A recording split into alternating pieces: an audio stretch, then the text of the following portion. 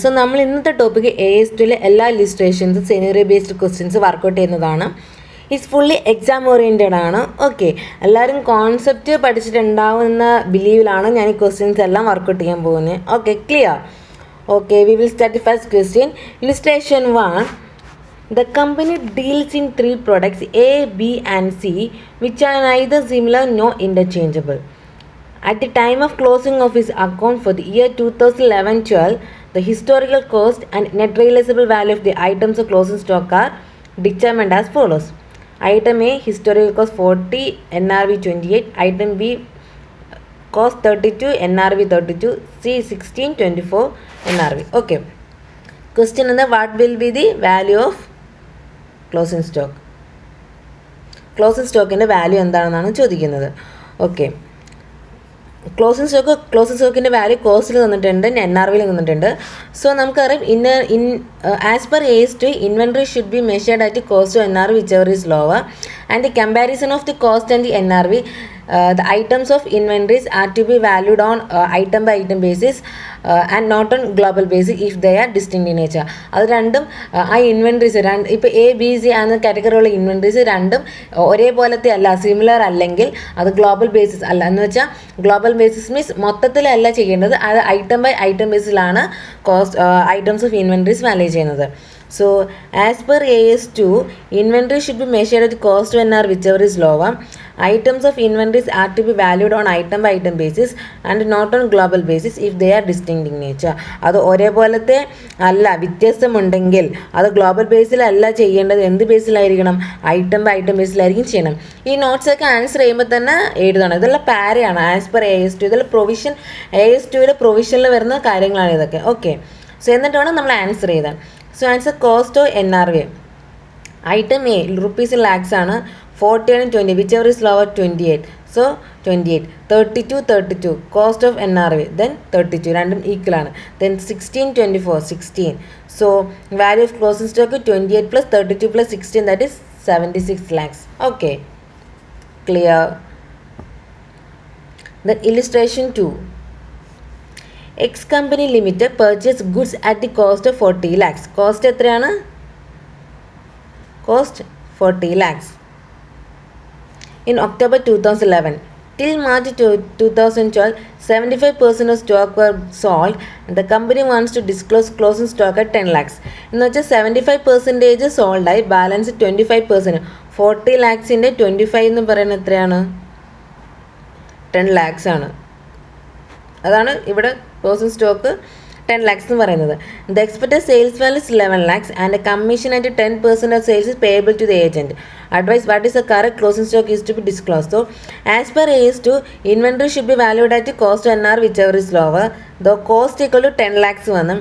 Net realisable value കാണുന്നത് എങ്ങനെയാണെന്ന് വെച്ചാൽ ഫിനിഷ്ഡ് ഗുഡ്സിൻ്റെ നെറ്റ് റിയലൈസബിൾ വാല്യൂ ഇത്. Okay, sales value 11 lakhs.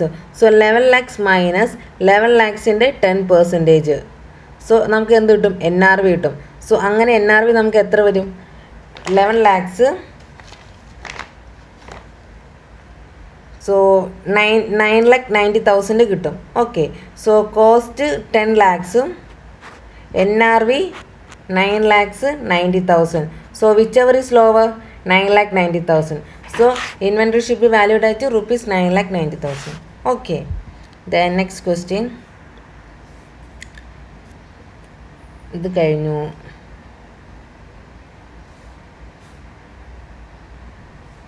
Then illustration 3. In a production process, normal waste is 5% of input. 5,000 MT of input were put in process, resulting in wastage of 300 MT. Cost per MT of input is 1,000. The entire quantity of waste is on stock at the year end. Stated with reference to accounting standard, how will you value the inventories in this case? So, inventory എങ്ങനെയാണ് value ചെയ്യണമെന്ന് ചോദിക്കുന്നത്. As per AS2 inventory should be valued cost NR whichever is lower. ആ provision എഴുതാം. Then ഇവിടെ total cost normal loss വരുന്നത് 5% ആണ്. So 5,000 5% normal loss that is 250. But ഇവിടെ actual loss എത്ര വന്നിട്ടുണ്ട്? 300 വന്നിട്ടുണ്ട്. So abnormal loss 50.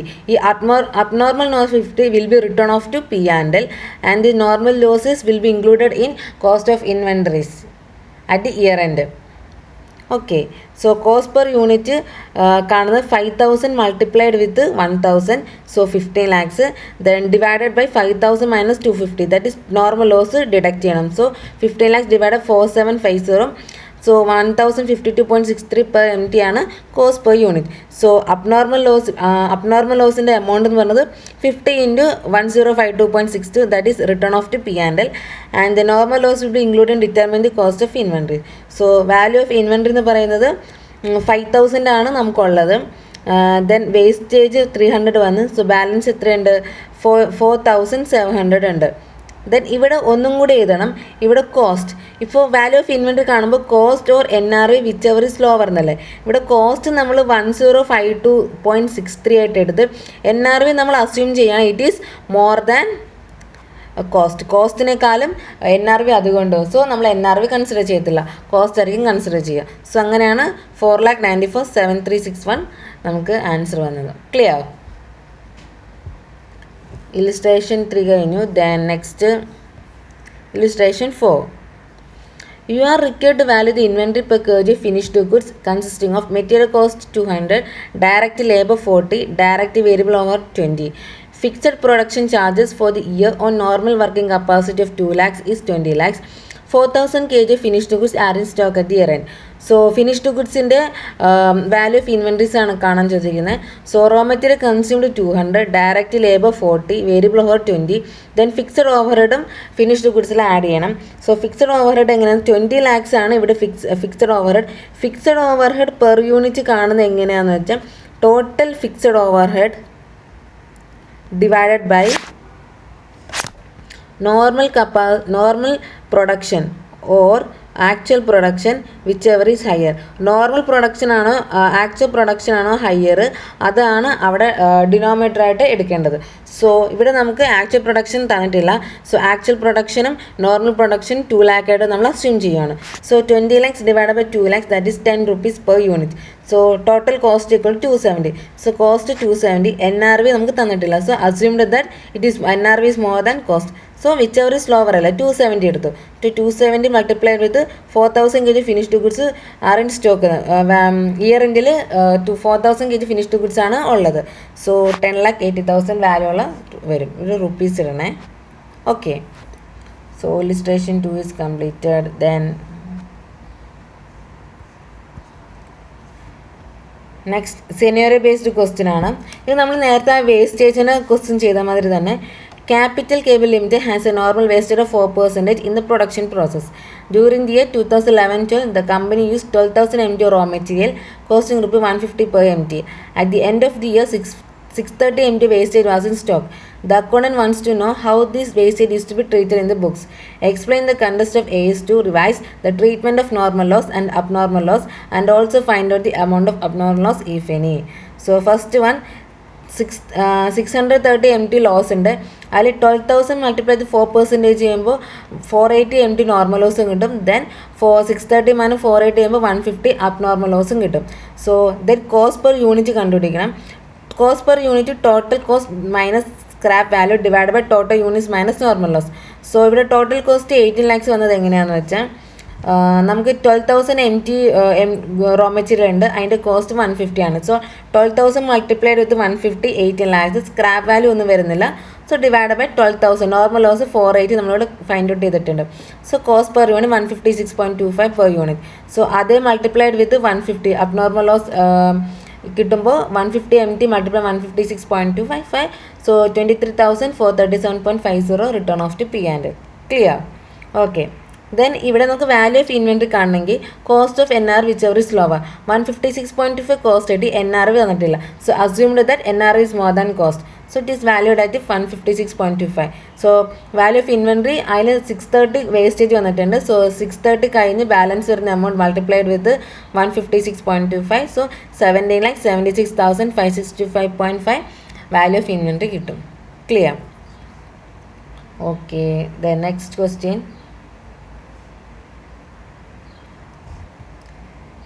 ഇത് ഇമ്പോർട്ടൻറ്റ് ക്വസ്റ്റ്യൻ ആണ്. ഇത് MCQ ചോദിക്കും ഈ ക്വസ്റ്റ്യൻ. ഇത് MCQ ചോദിക്കുന്ന ടൈപ്പിലുള്ള ക്വസ്റ്റ്യനാണ്. MCQ ചോദിക്കാൻ ചാൻസ് അധികമുണ്ട്.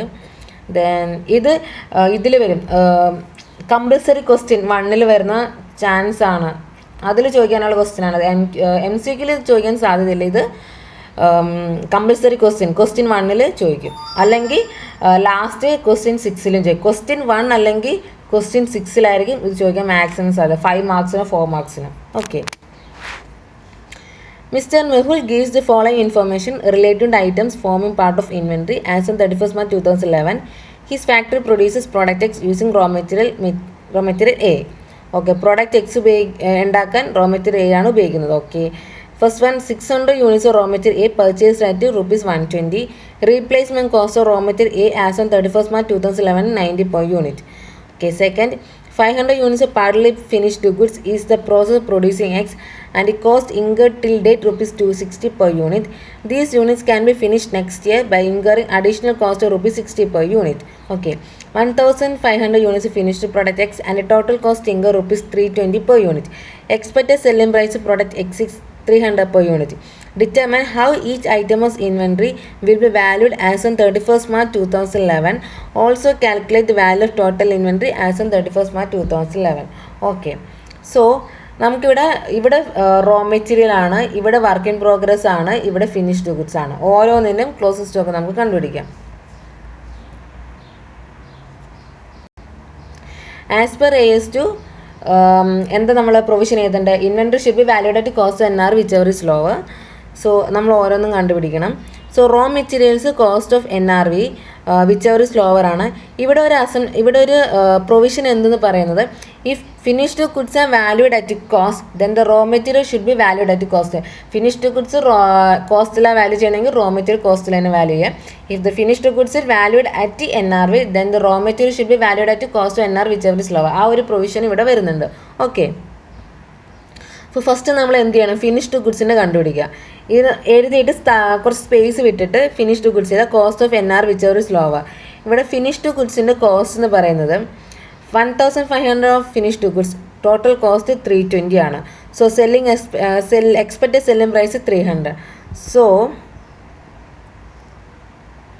320 കോസ്റ്റും വരും. NRV 300 whichever is lower 300. So ഇത് എന്തിലാണ് വാല്യൂ ചെയ്യുന്നത്? NRVയിലാണ്. സോ വാല്യൂഡ് ആയിട്ട് 300 പെർ യൂണിറ്റ് എടുത്തു. അപ്പോൾ ആ ടൈമിൽ റോ മെറ്റീരിയൽ എന്ത് വാല്യൂ? റോ മെറ്റീരിയൽ വാല്യൂ ചെയ്യുന്നത് cost NR whichever is lower. So raw മെറ്റീരിയലിൻ്റെ കോസ്റ്റ് എന്ന് പറയുന്നത് purchased 120. Replacement NRV of the raw material is a replacement cost that is 90 ആണ് ഇവിടെ.